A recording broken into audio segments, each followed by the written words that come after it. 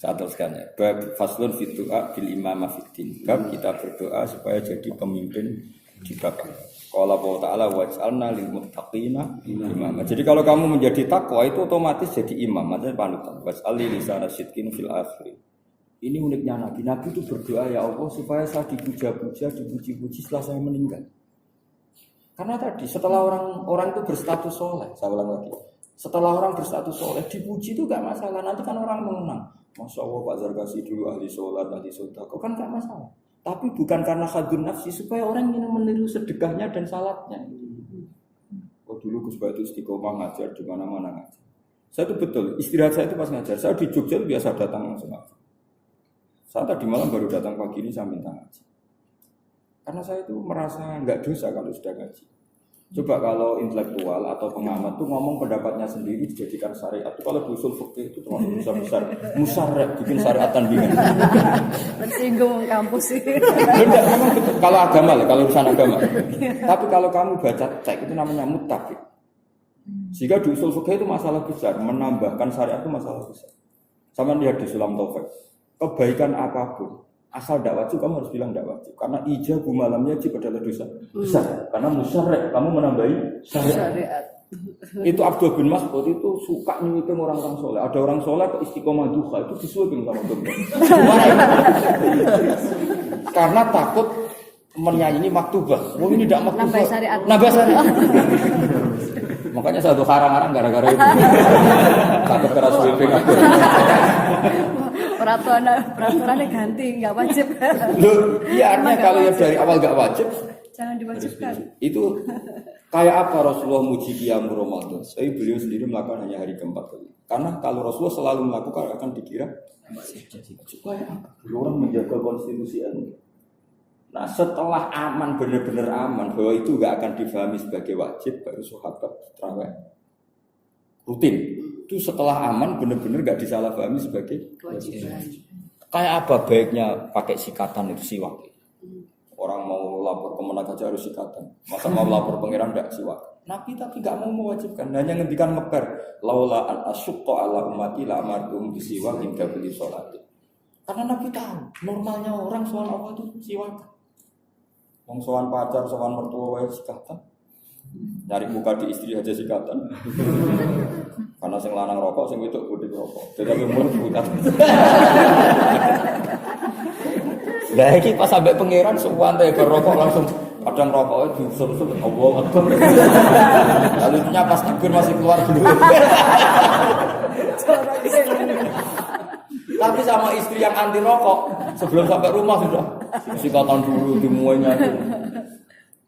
Nah melihat seperti itu harusnya si waktu wajib tidak boleh sholat. Dan ini rata musuhan istri soal pengiran.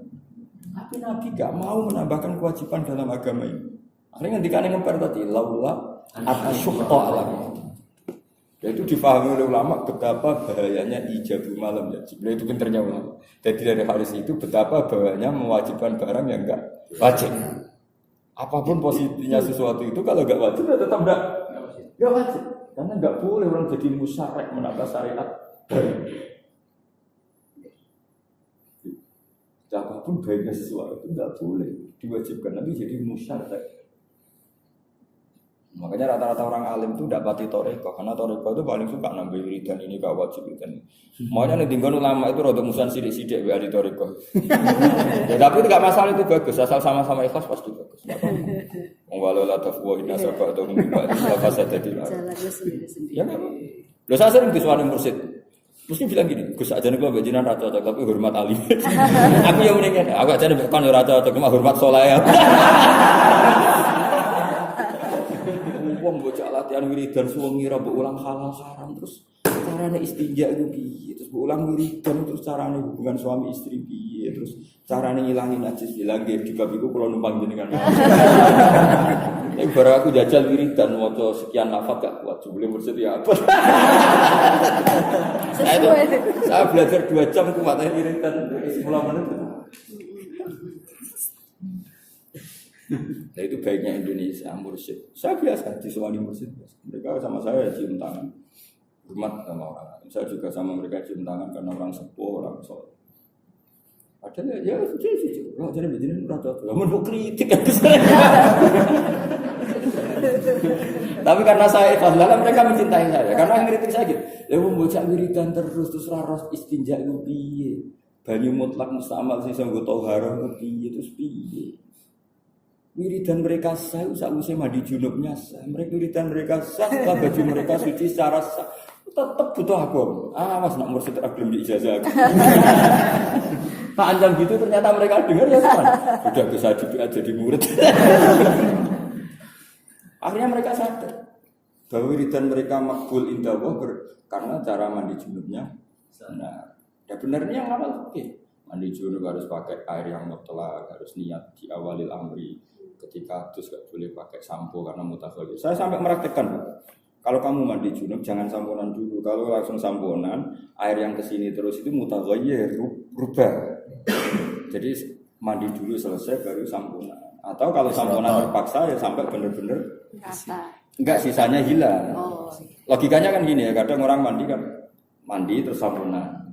Nah setelah itu kan semua air yang lewat ini kan berstatus mutaghayir kan? Airnya harus rata dulu baru sampo itu. Iya, pokoknya selesai dulu. Akhirnya mereka terima kasih gara-gara status begitu. Samponannya sok suci, tapi memang aturannya seperti itu. Kalau samponan dulu kan buktinya gini, setelah mandi junub anduan ternyata cek murah. Jadi kan menunjukkan semua air tadi mutaghayir kan. Misalnya ini. Hanya mereka terima kasih. Pastikan dulu cara mandinya. Itu pakai air mutlak. Caranya gimana? Saya kan tidak usah sabunan dulu, tidak usah sabunan dulu. Kalau terpaksa sabunan dulu, pastikan gebjurnya sampai benar-benar air kembali ke nukoh air murni. Mutlak lagi. Akhirnya mereka makan, terima kasih. Begitu juga uang. Sedekah ke mursyid sah itu setelah kewajiban istri tercukupi, anak tercukupi, baru sedekah itu sah. Yas'aluna kama la yunfiqun qul harus lebih. Mafadula adil hajat baru sah disedekahkan. Kalau orang-orang kampung punya utang saja enggak mampu, disedekahkan mursyid itu enggak sah. Mereka dengar, tapi karena saya ikhlas, mereka hanya setuju. Saya itu biasa. Bukannya saya sok baik, saya biasa punya, misalnya santri umumnya kan wali murid salam tempel aja. Kalau orang nggak punya mesti tak ganti. Meskipun saya terima, misalnya saya salam tempel 50.000 tak terima, tapi tak anggap utang sama. Nanti selang berapa hari 1 bulan anaknya tak kasih 100. Karena saya secara fikih itu nggak boleh terima. Saya lebih kaya daripada dia. Tapi adat orang Jawa kalau ditolak itu kan tersinggung. Maka saya harus melakukan fikih saya. Ini kan namanya saya al-ghani yaqbalu minal faqir. Itu kan nggak benar. Orang kaya nerima dari orang. Tapi mereka punya ekspresi mahabbah sama orang alim, ingin tetap salam tempel. Tapi kita kan tetap punya fikih bahwa orang fikih itu harusnya mustahid.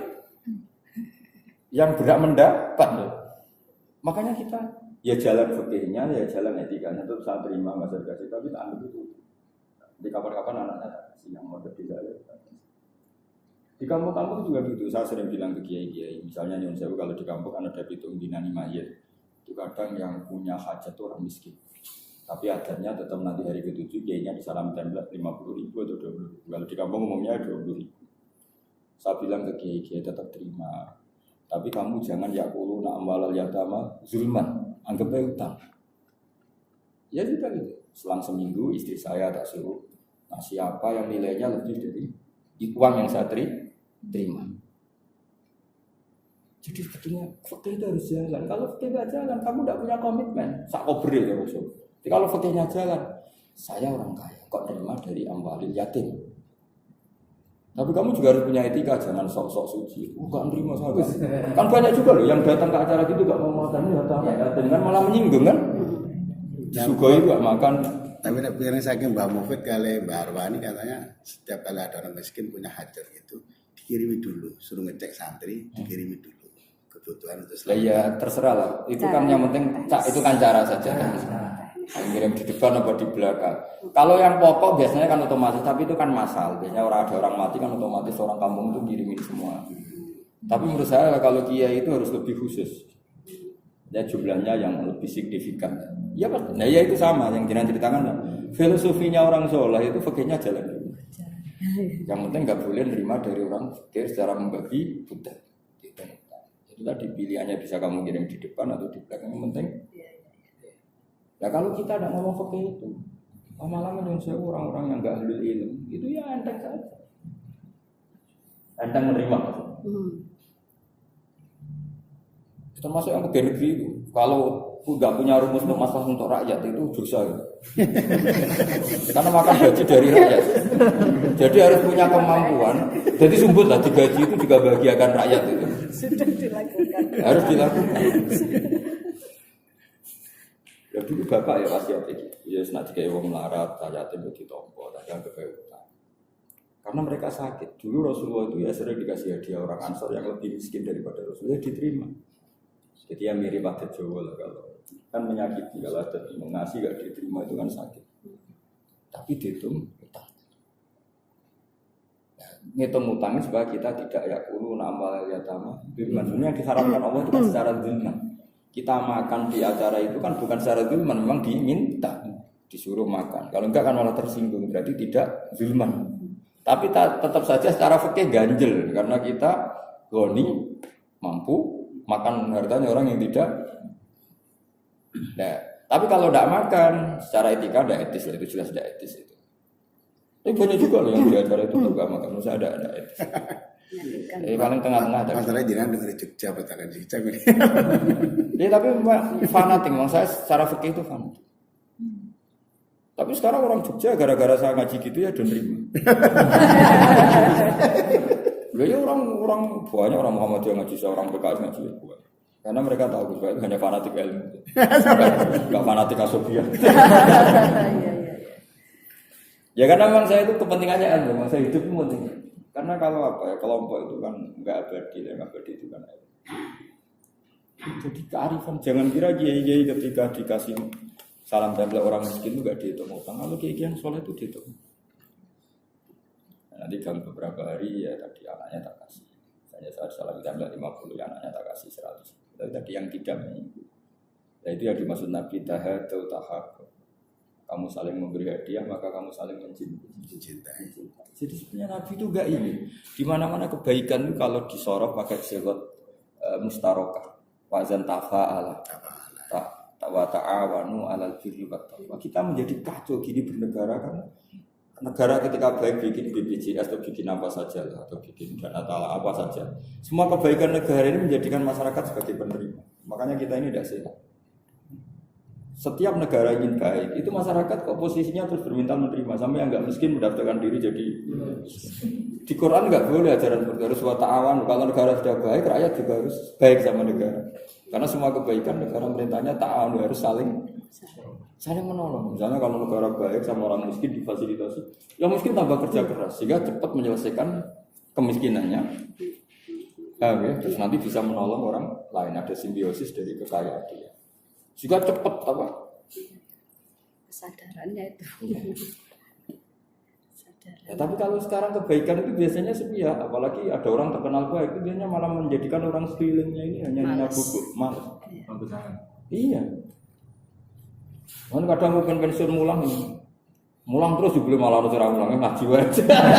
Masih berono. Ya saya teruskan. Saya baca ya. Waj'alna lil muttaqina imama waj'al lisana sidqin fil akhirin.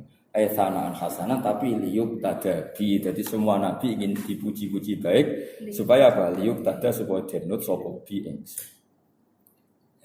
Kalau kamu terpaksa ingin jabat, ingin jadi raja, jadi presiden, jadi menteri agama, jadi pegawai kemenang, fastun fid du'a bil mulki tapi lil adli wal ihsan. Jadi misalnya Pak Jarkasi merasa punya kemampuan ahli Rasul Usmani, ya Allah saya berdoa supaya jadi tim tasreh. Tapi dia ingin, misalnya ingin membenahi di situ. Misalnya ada orang pecinta perempuan, tapi pecinta yang bukan nafsu, pecinta yang ingin melindungi dari macam-macam musibah. Ya Allah, ingin jadi menteri pemberdayaan perempuan. Itu boleh. Ini namanya biddu'a bil mulki, ingin jadi raja tapi lil adli wal ihsan. Jadi ingin jabat tapi karena ingin menyebarkan kebaikan. Dalilnya qala wa ta'ala hikayatan an Sulaiman wa hab li mulka la yang bagi li ahadin. Jadi semua nabi juga pernah berdoa jadi raja tapi dengan mana? Supaya bisa memasifkan kebaikan itu. Jadi jabat tapi ingin memasifkan kebaikan bukan karena hadun. Jadi Misalnya ada orang alim alama, terus ada peluang jadi qadhi fikih, dia daftar. Supaya jadi qadhi benar-benar ahli. Bukan karena ingin gajinya. Kayak apa? Kudu nyogok. Dulu. Aku tuh tadi.